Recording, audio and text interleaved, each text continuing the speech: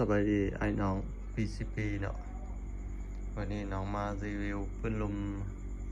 ให้ลูกค้าสนใจปืนลมเนาะเครื่องอยู่ห้านน้องรุ่น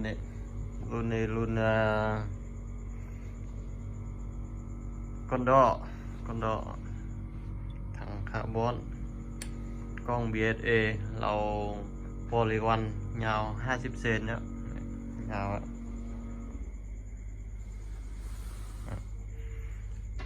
ตัวนี้เนาะตัวทักติโก้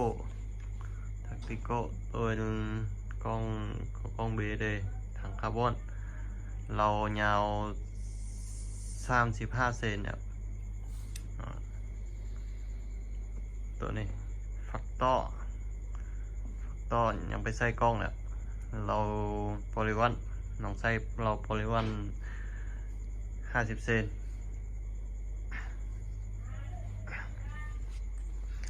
ตัวนี้ก็ทักติโก้เนาะ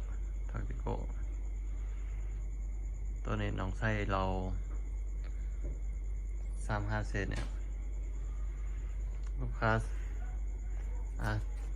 กล้อง BSA นี่ถังคาร์บอนกล้องนี่กล้องมักกุน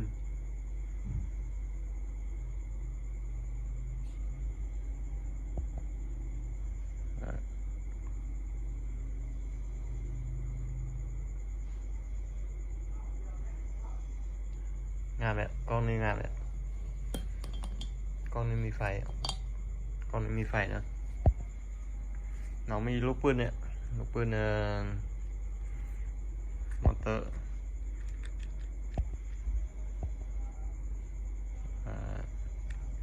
ลูกมอเตอร์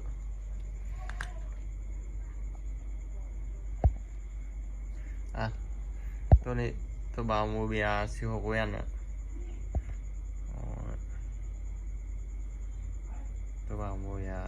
16 แวนตัวนี้หนองประกอบมันบ่ไล่ลมแล้วมันก็คือตัวบาจีนมันไล่ลมตัวบาจีนเนี่ยตัวบาจีนหมดนี่ตัวบาจีนหมดอ่ะนี่ก็ตัวบาจีน